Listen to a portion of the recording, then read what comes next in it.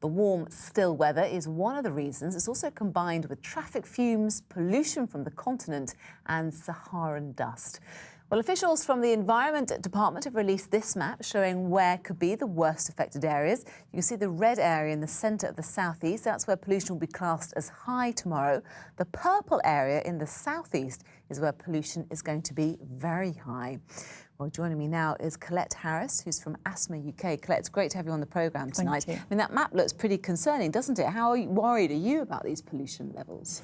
Well, it is quite an unusual situation with all those three things combining, as you said. So for people with respiratory conditions, including asthma, it is a concern, and we want people to be alert and ready to take action. I mean, it's a really big trigger for people with asthma. It can increase their risk of an asthma attack. And 2/3 of people with asthma say it makes their symptoms worse, so we do want them to take extra care. And we're being told that vulnerable people should take extra care. I mean, who is classed as a vulnerable person? As I'm sure it's people who are asthmatic as well as the elderly, right? That's right, and people with other respiratory conditions as well, such as COPD. But for people with asthma, it's the combination of the pollution levels, which are being cranked up, the warning's been cranked up to level 10, which is the very highest it can be. But also we're seeing pollen levels rising as well. And the thing about pollution is that it increases inflammation in the lungs of people with asthma, which increases the likelihood of an asthma attack. But it also makes you more sensitive to other triggers such as pollen.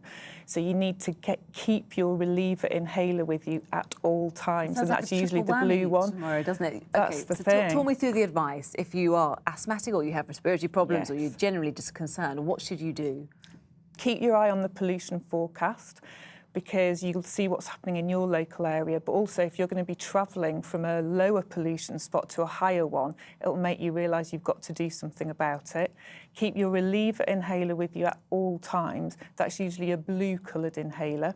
That's the thing that gives you rescue on-the-spot relief if you notice that you're wheezing or coughing more, or you're struggling for breath, or your chest's tight.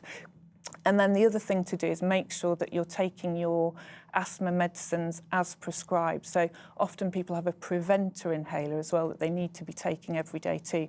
That increases your resistance to triggers like air pollution and pollen. Great advice there, Colette. And the good news is it's all going to blow over and be back to normal on Saturday. We've got an intense Friday, and then we're hoping Saturday is going to be back to normal. OK, good stuff, Colette, for now. Thank you very much.